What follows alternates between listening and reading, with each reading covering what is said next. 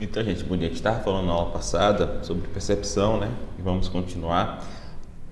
E aí a gente estava na aula passada vendo diferentes posições que se podia ter sobre a percepção, né? E mais especificamente sobre o objeto da percepção, né? Então a gente viu primeiro algumas teorias, né? Que geralmente são chamadas de realismo indireto, que argumentam que o objeto direto de uma percepção é uma imagem, né? Uma imagem mental, algo desse tipo. E o ponto que eles citam para justificar a posição deles é o argumento da ilusão, né? Seria a ideia de que em alguns momentos, por exemplo, nós temos alucinações, né? Se alguém tomar LSD, vê um dragão que não existe. E nesse caso, em que você está vendo um dragão, você não está vendo algo no mundo, você está vendo uma imagem que você criou na sua mente, né? A imagem do dragão. Daí o realista indireto argumenta que os casos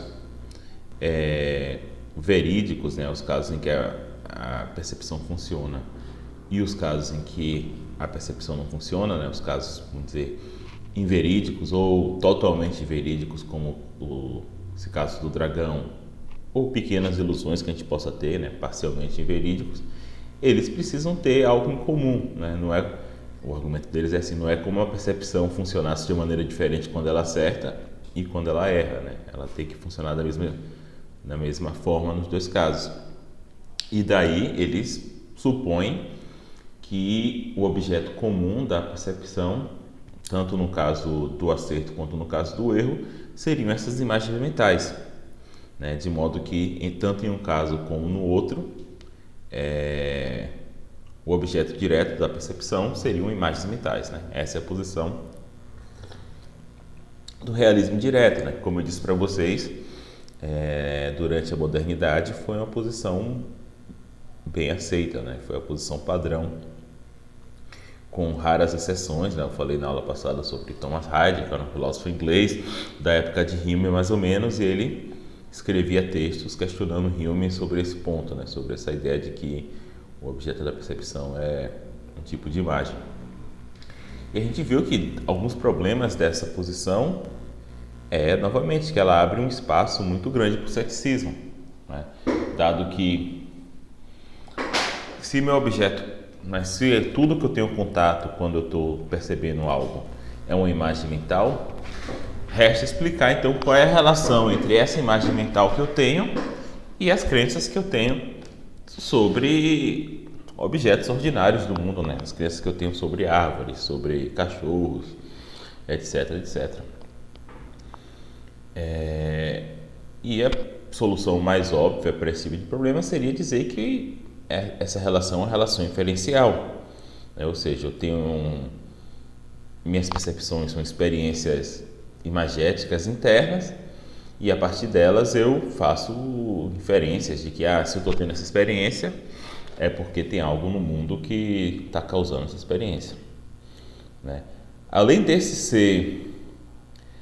dessa posição, ela ser contrária de alguma forma à experiência que nós temos quando percebemos, a gente não pensa que a gente está fazendo inferências o tempo todo, né? Parece que é o contrário, parece que quando eu percebo uma árvore na minha frente, de alguma forma é irresistível para mim formar uma crença de que tem uma árvore na minha frente, né?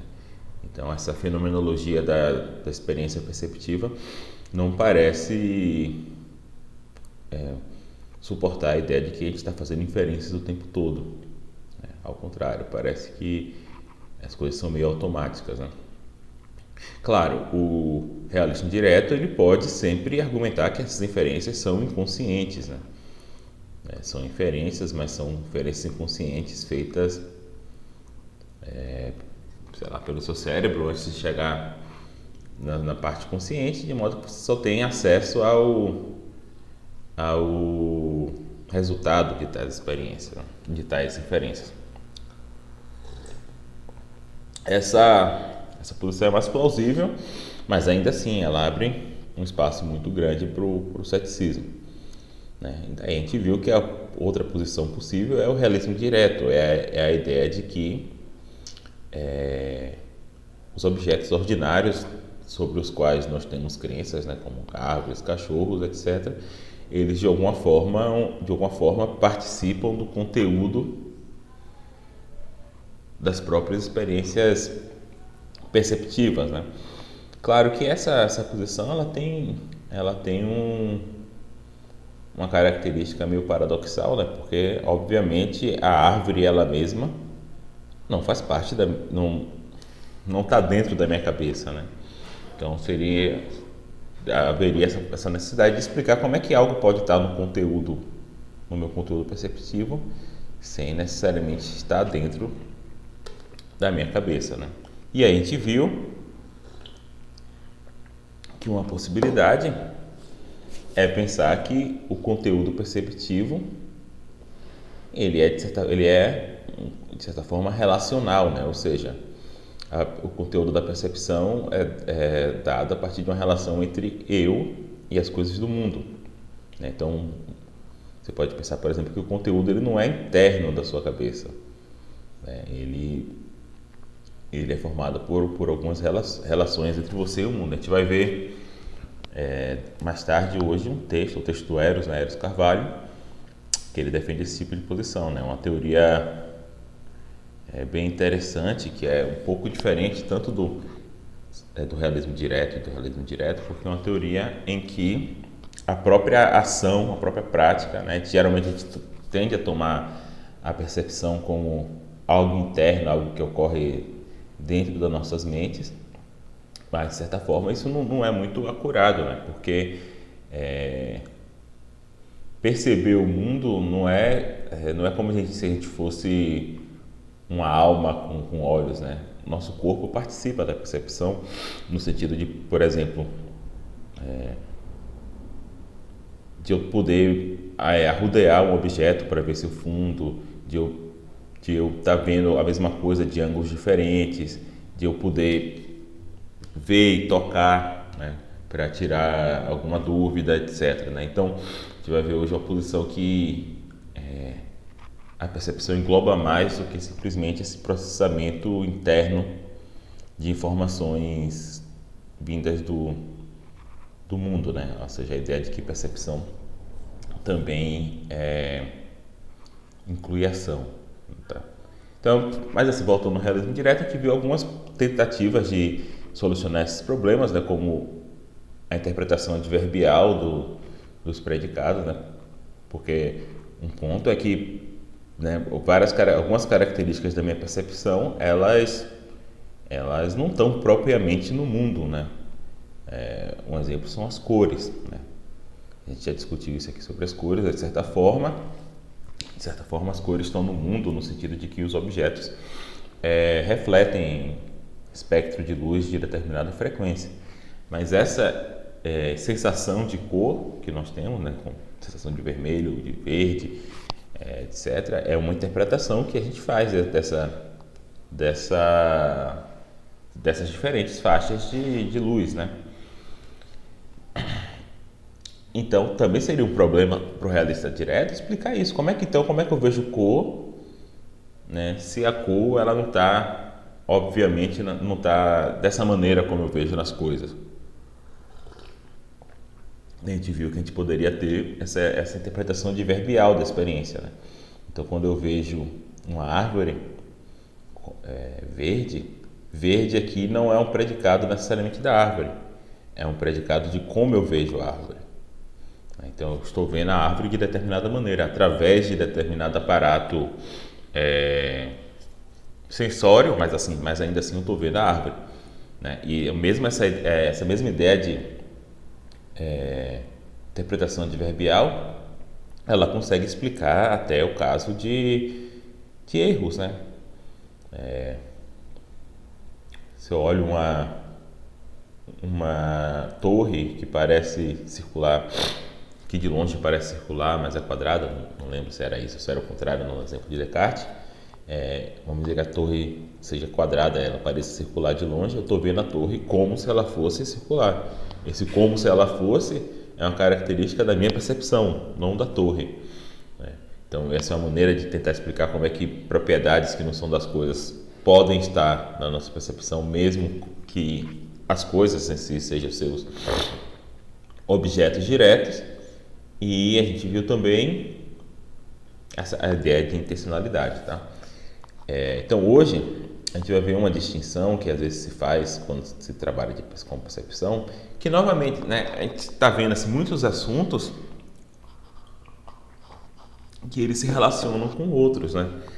Essa discussão sobre a percepção, sobre a ideia de acesso inferencial a crenças do mundo, etc., é mais ou menos a mesma discussão que a gente estava tendo sobre o fundacionismo, né? Até porque o fundacionismo empirista, as crenças básicas são exatamente crenças perceptivas, e eles pensam que são crenças perceptivas, né, puras, não sei o que lá, sensações puras internas, e daí, né, vocês lembram que tinha esse problema do fundacionismo empirista de como derivar as outras crenças dessas crenças básicas, né, que supondo que elas são não são passíveis de erro, mas como é que se deriva as outras, né? E a mesma questão entra sobre o realismo direto, né? Enquanto a posições realistas diretas tem algumas características em comuns com algumas posições externalistas, né? De explicar, por exemplo, muitas vezes um realista indireto tenta explicar como é que se dá o conteúdo intencional de uma percepção, por exemplo, a partir de relações causais, né? Tem teorias causais da intencionalidade que são até complicadas. Não vale a pena a gente falar delas aqui, mas novamente tem uma posição aí que estão ligadas, né? E esse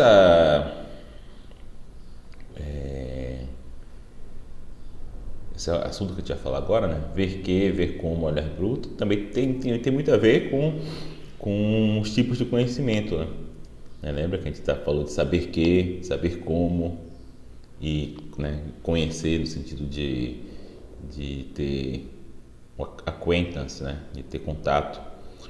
E você vê que são exatamente essas mesmas categorias que estão aqui, né? Ver que, ver como e o olhar bruto. Então, essa daqui também mas essa distinção aqui é interessante para a gente tornar mais claro, tornar mais exato o que a gente está querendo dizer, porque a gente tem diferentes maneiras de falar da percepção, né? E às vezes as pessoas estão falando de coisas diferentes, né? Então, por exemplo, se eu olhar pela minha janela e vejo que está chovendo, esses dias está chovendo todos os dias, né? Na minha janela não dá para ver muito porque tem um teto em cima. A percepção representa o mundo como sendo dessa maneira, né? Então, eu tenho acesso perceptivo a chuva, as gotas caindo, etc. O cheiro da chuva, etc. Só que, então esse é o ponto. Para eu olhar para fora do meu escritório e ver que está chovendo, né? Lembre do saber que, né? Ver que está chovendo implica conhecimento de que está chovendo, né? Então, tem um tipo de percepção que ela é conceitual, né? Para eu poder ter uma experiência perceptiva dessa maneira, é necessário que eu tenha conceitos, né? É necessário que eu tenha formas de representar e pensar o mundo dessa maneira, né? Eu tenho que ter, por exemplo, o conceito de chuva, o conceito de chuva, né? Basicamente. Então, às vezes, a gente fala de percepção dessa maneira. Eu vi que, e daí vai uma proposição completa, né? Então, nesse sentido, porque o caso da chuva é um caso muito básico, né? Mas vamos pensar assim,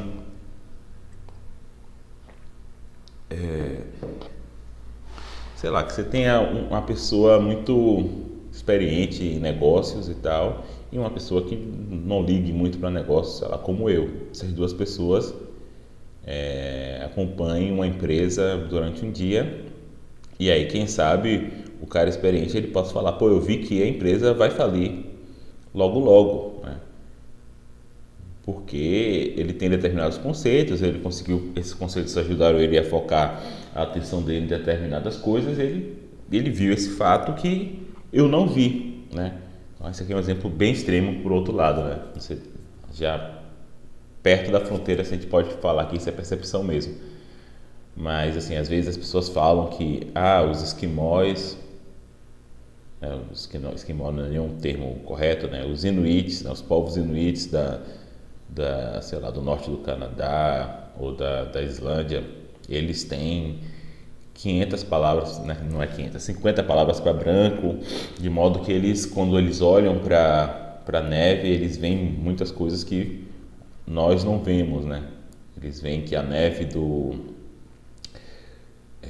que a cor do lago congelado está um pouquinho azulada. Estou inventando aqui, tá, gente? E isso quer dizer que o gelo está fino, o gelo está grosso, etc. Né? Então tem um sentido da percepção que a gente fala, que a gente utiliza, em que perceber implica ter conceitos, né? Implica ter algum conhecimento sobre como funciona a neve, etc, etc. Tá? E aqui é nisso que eu estou querendo, é nesse ponto que eu estou querendo tocar quando eu falo em ver que, né? A essa forma de percepção se aplica o termo ver que, percepcionar que, né? Ver que, ouvir que, cheirar que, etc. Né? E esse tipo de envolvimento perceptual, quando a gente fala assim, ouvir que tal e tal, ele é considerado factivo, né? O que quer dizer factivo em filosofia? Factivo em filosofia é um estado, vamos dizer assim, um estado mental, por exemplo, que implica a verdade, né? A gente viu, por exemplo, que o conhecimento é factivo, né? Factivo vem de fato, né? Você conhece o quê? Você conhece fatos. Você não pode conhecer coisas que não são fatos. Você não pode conhecer uma notícia, né? Se alguém acredita na fake news, ele não conhece aquilo porque não é um fato, né? Se alguém acredita, sei lá, que eu sempre repito essa fake news porque eu acho que foi a mais engraçada e mais bizarra da eleição de 2018, né? Eu recebi uma corrente do WhatsApp dizendo que se Haddad fosse eleito, que ia mudar a nota de R$ 50 e ia colocar a cara de Pablo Vittar. É a coisa mais absurda do mundo, né? Mas imagina, se o Haddad fosse eleito, sei lá, vamos imaginar que fosse mudar as notas de real, né? Sei lá, às vezes ele colocaria, acho que ele se inclinaria mais a colocar, sei lá, a cara de Lula, né, que é um grande político, né, um presidente importante, etc., que é presidente do partido dele, ou até, sei lá, Zumbi, várias outras pessoas que você poderia colocar na nota de R$ 50, mas acho que fake news não, dizia que era Pablo Vittar. Ainda tinha uma foto de uma nota de R$ 50 com a cara de Pablo Vittar. Então, se alguém acreditou nessa mensagem, essa pessoa não pode ter conhecimento disso, né? Porque isso não é um fato, né? Não é algo que ocorreu ou que iria ocorrer, né? Então a gente viu lá na primeira parte do curso que você só pode ter conhecimento sobre fatos, né? Ou seja, conhecimento implica verdade. Da mesma forma, com a percepção, né? Só que aqui, por isso que a gente está fazendo aqui essa distinção entre ver que e ver como, porque no caso da percepção é mais dúbio, né? No caso do conhecimento parece mais óbvio que se algo é falso você não pode saber aquilo. No caso da percepção não, né? Porque em alguns casos, sei lá, se eu falo assim, eu vi que seu namorado estava ficando com outra pessoa na festa. E aí a outra pessoa fala assim, não, meu namorado estava em casa aqui, a foto dele, eu estava vendo Netflix. Em alguns casos você fala assim, então eu me enganei, né? Quando você faz essa reação, então eu me enganei, você está usando percepção nesse sentido, né? Eu posso perceber um fato, né? Se eu vi que seu namorado estava na festa beijando outra pessoa,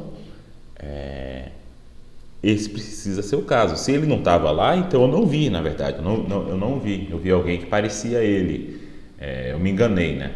Então, nesse sentido aí, percepção, ela é factiva.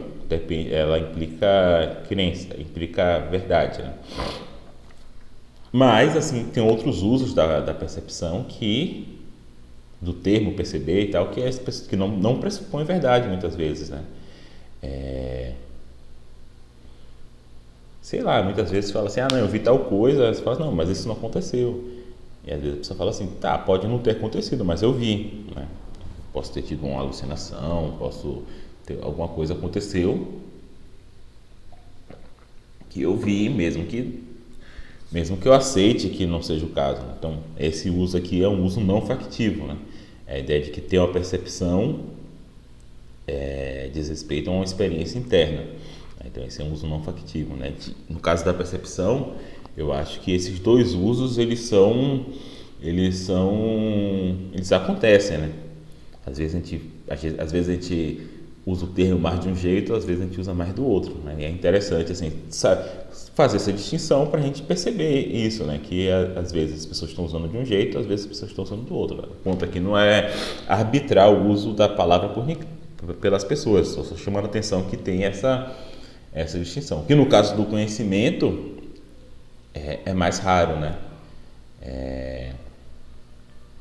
Se alguém diz que sabe algo e você mostra que ela está errada, a pessoa pode até não aceitar que ela está errada. Muitas vezes a pessoa se apega ao que ela acredita, ela não aceita que ela está errada.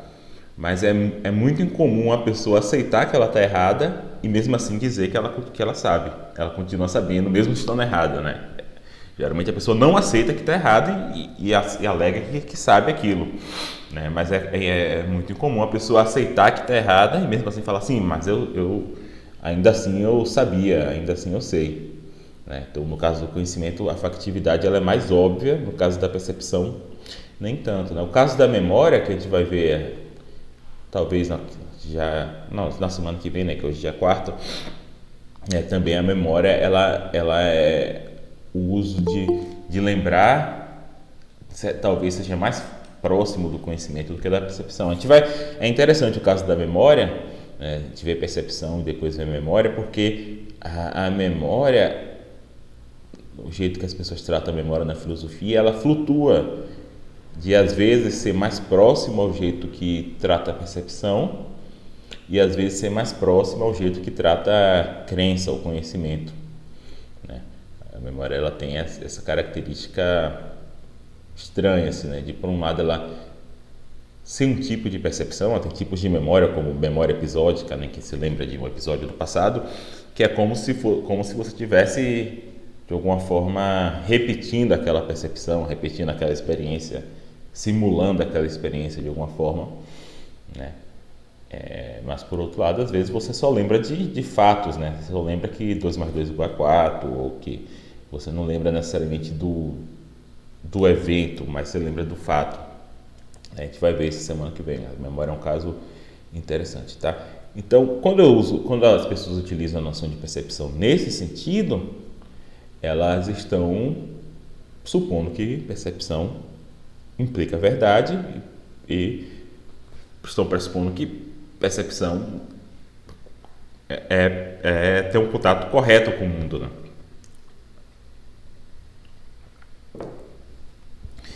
Então, nesse sentido, aqui só mais um ponto, mais ou menos um parêntese. Então, nesse sentido de percepção, você não pode ter uma percepção falsa, né? E aqui a noção de percepção falsa, tem 2 tipos de uso que você pode fazer da palavra falsa, né? Quando eu falo uma crença falsa, por exemplo, eu estou falando o seguinte, estou falando que eu tenho uma crença falsa, eu tenho uma crença cujo conteúdo é falso, né? Então, se eu acredito que, sei lá, a nota de R$50 vai ter colocado a cara de Pablo Vittar, Então, eu realmente acredito nisso, mas o conteúdo da minha crença é falso, tá? Nesse sentido, crença falsa. Quando eu falo uma falsa percepção ou percepção falsa nesse sentido, né, se percepção realmente implicar verdade, eu não posso ter uma percepção com a crença falsa, se percepção implicar verdade, né? Porque senão não é percepção. Então, às vezes a gente utiliza esse adjetivo falso no sentido, né, Heidegger chama isso de sentido ontológico. Na verdade, eu estou dizendo que não é que eu estou tendo uma percepção com conteúdo falso, eu estou tendo uma falsa percepção, estou tendo algo que parece uma percepção e não é, né? Então, é interessante também para vocês notar essa distinção no modo como as pessoas usam a palavra falsa, né? Falso pode querer dizer respeito ao conteúdo que é falso, né? Então, a crença falsa é uma crença, né? É uma crença, só que com conteúdo falso. E uma falsa percepção, né, não é uma percepção. Nesse sentido aqui, né, de que se percepção implica a verdade. Uma falsa percepção é uma alucinação, é outra coisa, é algo que parece uma percepção, né? Então, por exemplo, no meu caso, eu fiz mestrado, eu estudei falsas memórias, né, falsas lembranças. E geralmente se pensa que lembrar implica verdade. Eu não posso lembrar de algo que não aconteceu. Então, da mesma forma, a falsa lembrança não é uma lembrança com conteúdo falso. É algo que parece uma lembrança, mas não é. Então, falsa percepção, falsa lembrança nesse sentido, seria como um pato de plástico, né? É um falso pato. Não é que é um pato com conteúdo falso. É algo que parece um pato, mas não é, né? Então, essa distinção é importante. É falso nesse segundo sentido, é como a gente usa a palavra pseudo, né? É um pseudo-intelectual, é um falso intelectual. É um intelectual, é alguém que parece intelectual, mas não é, né? Pseudo, sei lá, pseudo qualquer coisa, né? Pseudo é nesse sentido de falso, nesse segundo sentido, né? Então, se percepção implicar verdade, uma percepção falsa, ela deve ser entendida nesse sentido, né? Ou seja, algo que parece uma percepção, mas não é. Mas se percepção não implicar verdade, outros usos da percepção, aí você pode ter uma percepção falsa no outro sentido, né? Ou seja, uma percepção com conteúdo falso, né? E nesse segundo sentido, é como eu estava falando do ver como, né? Também posso, no entanto, percepcionar o mundo como sendo de uma certa maneira e estar enganado, né? Isso se chama percepcionar como, ver como, né? O pau semi-mergulhado na água pode não estar partido, mas eu vejo como se ele estivesse, né? Então, aqui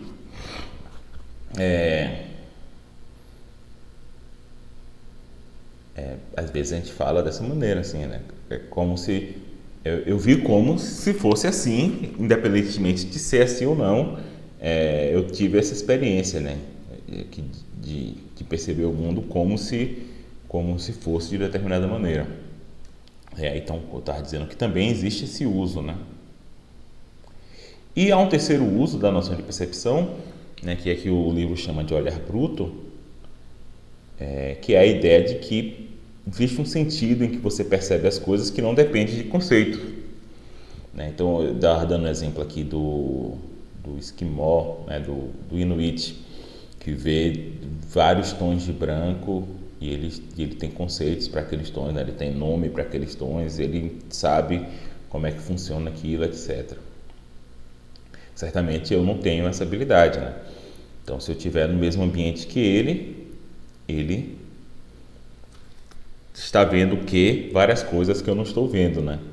Mas em algum sentido, minha percepção e a dele é a mesma, né? Em algum sentido, né? Lembra que a gente discutiu já isso no caso lá do fundacionismo, né?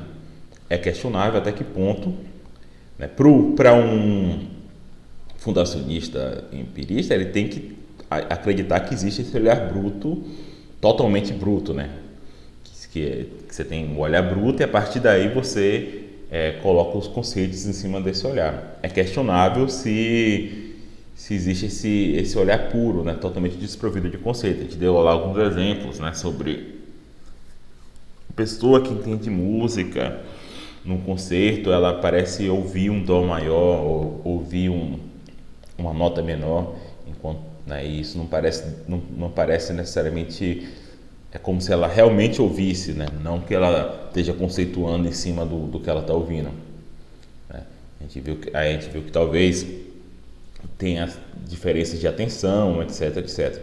Mas, né, em algum sentido dá para falar que tem um sentido de perceber em que você não depende da posse de conceito, né? Vamos imaginar uma criança que acabou de nascer, ela tem, é complicado, né? Esse ponto aqui, não sei se ela não tem conceitos, mas certamente ela tem bem menos conceitos do que um ser humano adulto, né? E de alguma forma ela percebe, né? Ela tem visão, ela tem audição, né?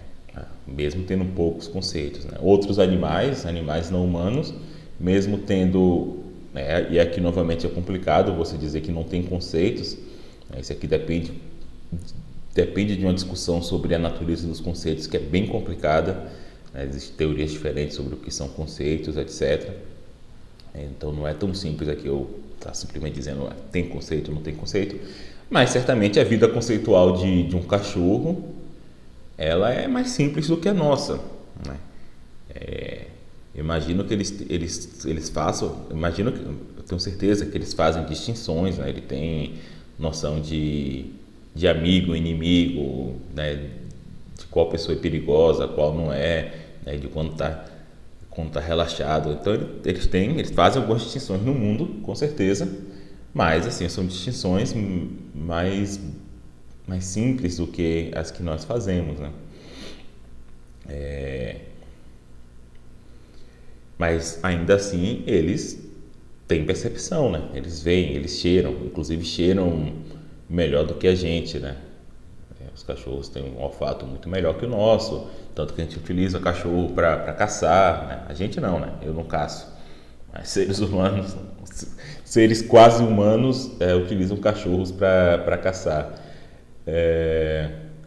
Então eles têm audição também muito boa, etc. Então tem um sentido em que perceber independe de conceitos, né? Mesmo que, como eu estou dizendo assim, mesmo que a questão de essa percepção totalmente pura que o empirista precisa, talvez seja uma quimera, né? Talvez seja uma ilusão, mas assim, em algum sentido existe uma percepção mais pura de conceitos, não?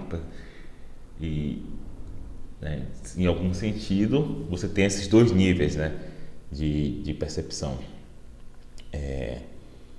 Então, como eu estava falando, as criaturas cognitivamente rudimentares, do jeito engraçado de falar, não têm um pensamento conceitual estruturado. Eu, na verdade, diria tão estruturado quanto o nosso, né? Eu acho que até muitos animais têm um pensamento conceitual mais ou menos estruturado para as necessidades deles, para o ambiente deles, etc. Mas esses animais, certamente, eles percepcionam o mundo, né? Ninguém pensa que um cachorro não vê, ou que um elefante não vê, ou etc, né? Ou que um bebê não vê.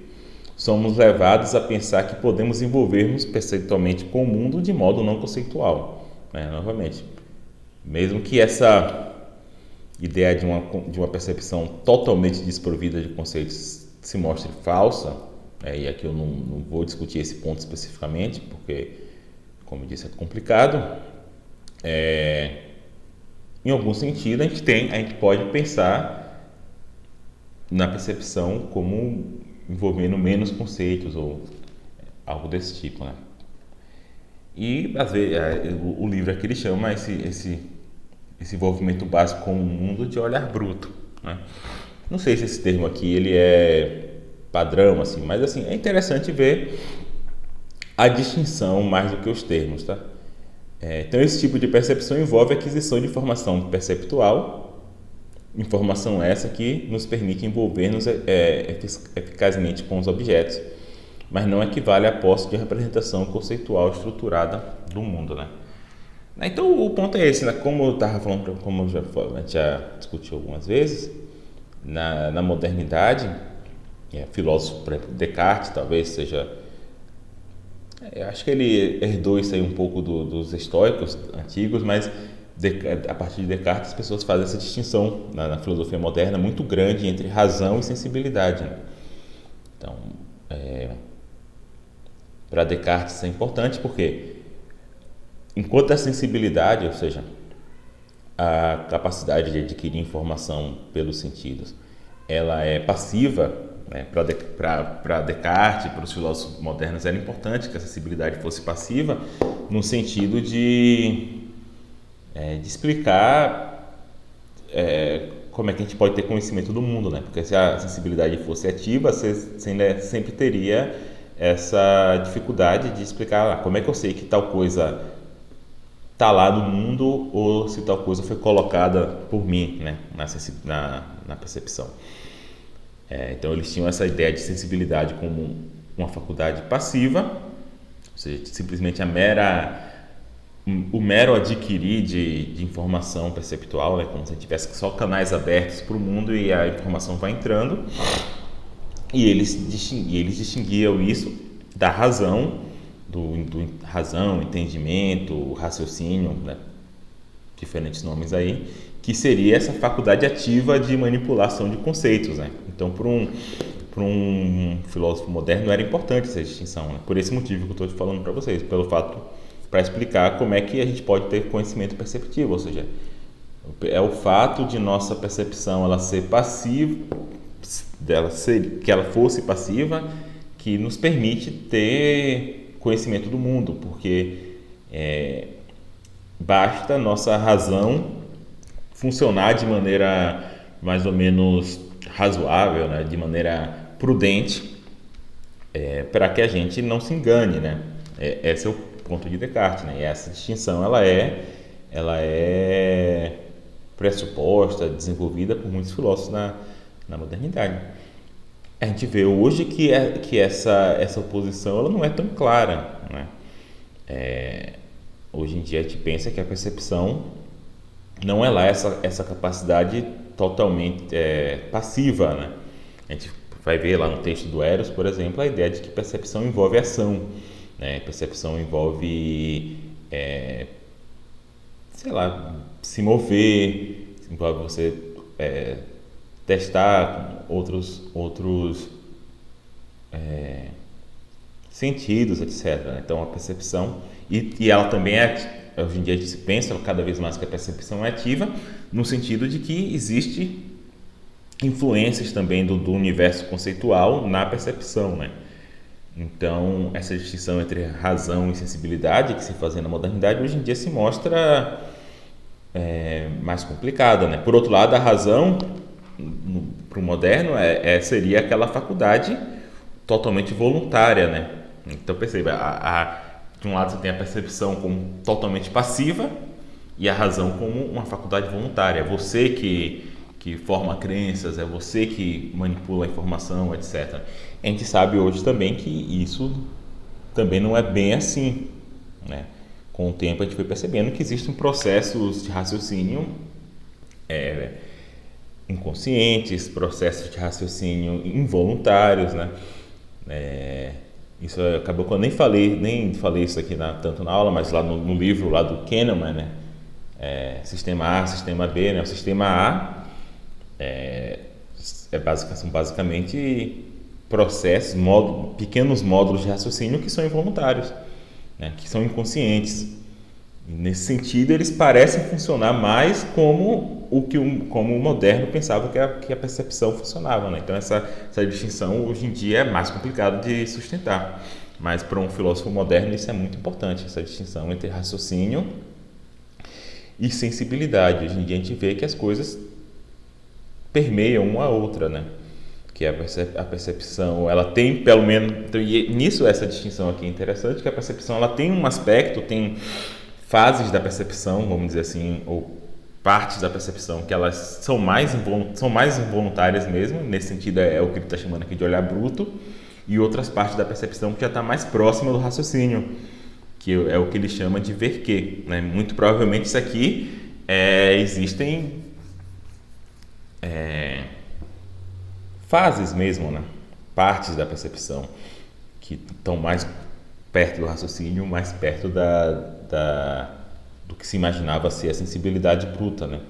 E quem aí um dia tiver interesse em estudar, por exemplo, neurociência da percepção, vê que isso de alguma forma se espelha até no próprio cérebro, nas partes do cérebro em que informação perceptivas é processada, né? Então, as primeiras partes são bem mais simples, que dizem respeito a linhas, depois a individuação de objetos, cores, coisas mais simples, e essa informação vai propagando pelo cérebro até chegar nas áreas mais conceituais, em que você vai distinguir um objeto do outro. Esse aqui é uma mesa, esse aqui, né? Então, provavelmente a percepção ela tem estágios diferentes, né? Em alguns estágios ela já está mais próxima do raciocínio, ou seja, já é conceitualizada, já está pronta para formação de crenças.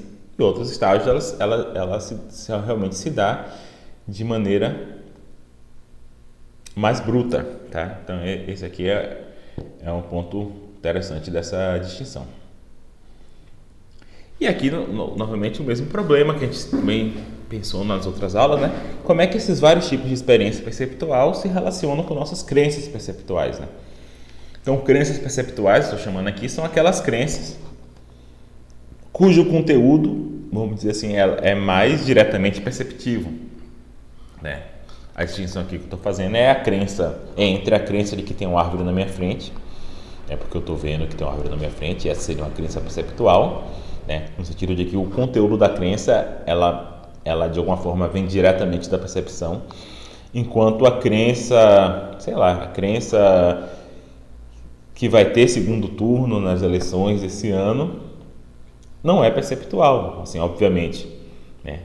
Ela não se baseia na percepção de nada diretamente, ela se baseia em várias informações que eu tive sobre pesquisa, sobre como funciona o brasileiro, etc, etc. Então, essa aí seria uma crença não perceptual, no sentido de que ela é mais... Você consegue ligar essa crença mais ao trabalho do raciocínio, né, do que da percepção diretamente, né? E só lembrando aqui que novamente, eu não estou fazendo essa distinção tão estanque entre percepção e raciocínio. Estou falando só que uma é mais perceptual, a outra está mais ligada ao raciocínio. Então, as crenças perceptuais seriam aquelas que se prendem com os aspectos perceptíveis do nosso mundo e que fundamentam a nossa experiência perceptual do mundo.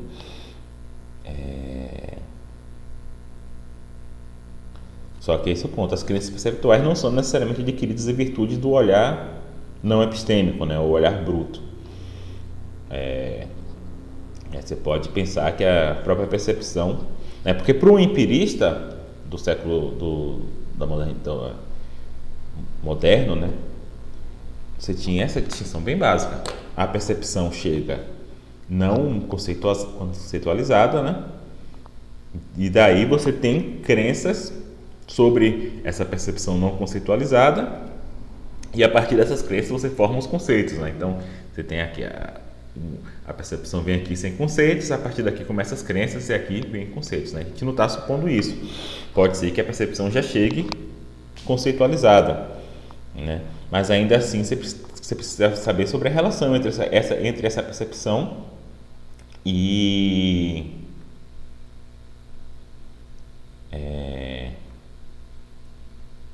as crenças perceptuais, né? Então é plausível que se eu vir um objeto como um abrigo de paragem de autocarro, né? Você tem o livro em português como um ponto de ônibus, né? Se eu vejo um objeto como um ponto de ônibus, eu também desenvolva a crença de que há um ponto de ônibus na minha frente.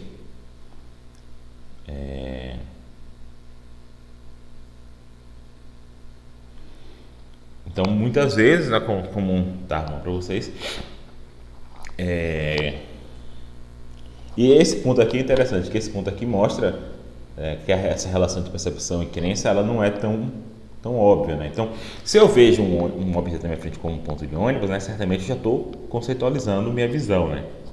Certamente, se eu pegar um homem pré-histórico ou até talvez pessoas, né, um ET ou pessoas de culturas muito diferentes, ele não vai enxergar aquilo como um ponto de ônibus, né? Porque ele não sabe o que é um ponto de ônibus. Vai enxergar como talvez um banco, algo que dê para sentar, mas não como um ponto de ônibus. Então, em alguns casos, eu ver tal coisa como sendo X gera diretamente uma crença em mim de que eu estou vendo X. Mas em outros casos isso não é verdade, né? A gente já falou isso aqui também, né? O caso aqui da ilusão de Miller-Lyer, que todo mundo sabe que essas duas setas têm, essas duas linhas têm o mesmo tamanho, né? Todo mundo sabe disso, mas ainda assim a gente não consegue vê-las como não sendo de tamanhos diferentes, né? Não sei você, mas eu continuo vendo a primeira linha maior e a segunda linha menor, por mais que eu saiba que elas têm exatamente o mesmo tamanho, né? E agora que a gente até está com... Vou até fazer isso aqui. Agora que a gente está com...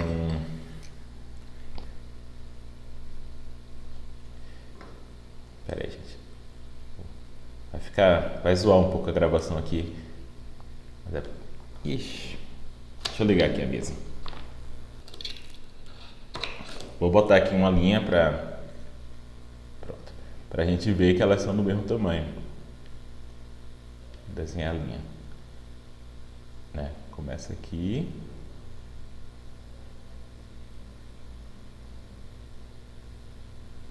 Comecei.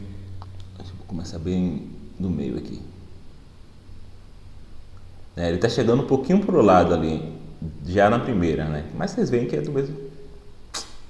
Vocês veem que é do mesmo tamanho. É porque a linha ainda está entortando sozinha. Aí. E aqui a mesma coisa. Então, por mais que a gente saiba, quando a gente faz isso daqui, quando a gente faz esse processo, a gente consegue ver, né? Quando está essa linha vermelha aqui, a gente consegue ver que as linhas são do mesmo tamanho, né? Um segundo depois, quando eu tiro a linha vermelha, a gente vê de novo a primeira como maior, né? E isso parece dizer o seguinte, gente, que mesmo que a percepção ela já venha conceituada, o processo de conceitualização interno da percepção ele parece ser independente do raciocínio, né? Então, e esse ponto aqui é interessante porque eu estava falando coisas para aproximar a percepção do raciocínio, né? Dizer, essa distinção aqui ela não é tão clara quanto os modernos queriam, né? Não é o caso da percepção ser não conceitual, todos os conceitos estão no raciocínio, não é o caso do raciocínio ser todo voluntário, a percepção ser tudo involuntária, etc. Está falando várias coisas para aproximar essas duas coisas, mas esse aqui é um ponto que parece mostrar que é uma distinção, né? Porque a ideia aqui é o seguinte, olha, mesmo que a percepção envolva conceitos, o processo de conceitualização que ocorre dentro da percepção, ele é pelo menos parcialmente independente do que acontece no raciocínio, né? Porque por mais que eu acredite que isso aqui tem, por mais que eu acredite que essas linhas são do mesmo tamanho, eu não consigo fazer com que eu veja essas linhas do mesmo tamanho. Eu não consigo fazer isso. Por mais que eu me esforce para vê-las do mesmo tamanho, eu não consigo, né? Isso quer dizer então que, né, de certa forma, aí você tem realmente uma passividade em algum sentido da percepção, né? Nesse sentido de que você não consegue forçar voluntariamente a ver determinada coisa, né? Esse ponto é importante, né? As duas linhas horizontais que vemos aqui parecem ter tamanho diferente. E a linha, né, não a linha de cima, parece maior do que a de baixo. No entanto, já que eu já estou familiarizado com essa ilusão e por isso não acredito que seja assim, né? Eu acredito que elas têm o mesmo tamanho, como de fato elas têm, como eu mostrei aqui. Contudo, esses casos de alucinação e ilusão, aqui no caso é uma ilusão, né? A alucinação seria se eu estivesse vendo uma coisa que não está lá, né? Totalmente, né? Então, seria, a gente pudesse fazer aqui a distinção entre uma percepção parcialmente falsa e completamente falsa. A ilusão seria a percepção completamente falsa, a alucinação. A ilusão é quando algumas características, algumas partes da percepção não estão lá, né? Esses casos de alucinação e ilusão são pouco frequentes, né? Então, na maioria dos casos, realmente, a relação entre percepção e crença perceptual ela é mais direta, na maioria dos casos. Na maioria dos casos, eu ver algo, eu ver que algo tal e tal, ou ver como alguma coisa, me faz ter essas crenças, né? E essa relação é mais ou menos involuntária, né? Isso é um ponto que até os modernos pensavam, né? O próprio Descartes, né? Parte da explicação dele de porquê de como é que eu tenho um conhecimento perceptivo depende do fato da percepção ser involuntária, porque o ponto dele é o seguinte: olha, Deus, né? Descartes imaginou que ele tinha provado a existência de Deus. Ele fala assim: olha, Deus, ele me fez desse jeito em que eu olho para as coisas e não consigo deixar de ter crenças.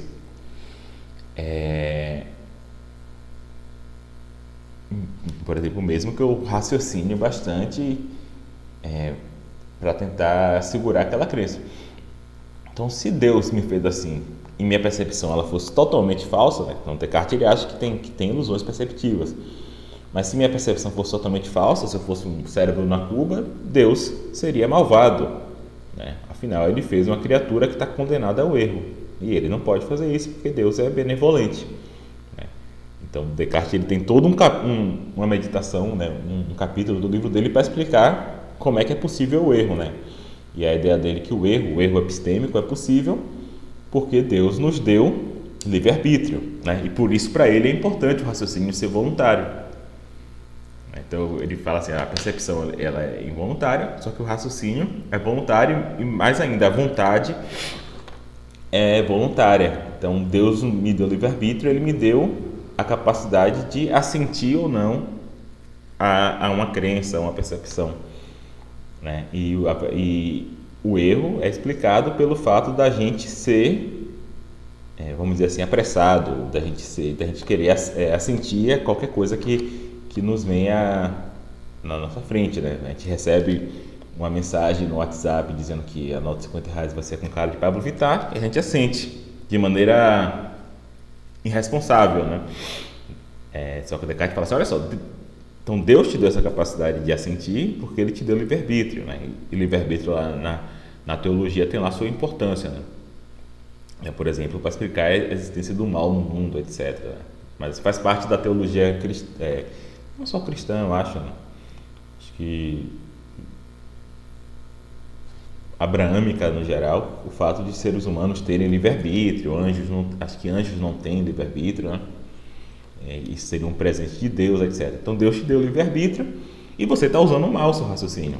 Você está sentindo coisas que não deveria. Você só deveria sentir, né, nas palavras de Descartes, a ideias claras e distintas. Você só deveria sentir quando você tivesse provas, quando você tivesse evidência. E o erro acontece por isso, mas é por culpa nossa, não é por culpa de Deus, né? Senão Deus seria malvado, ele não é. Ao contrário, se nossa percepção ela fosse sempre errada, Deus seria malvado, porque eu tenho essa inclinação a acreditar nas coisas que eu estou vendo. Ele teria então nos feito de maneira a nos condenar ao erro, tá? Esse é um ponto interessante. Então eu vou parar esse vídeo aqui e aí eu vou voltar para falar um pouco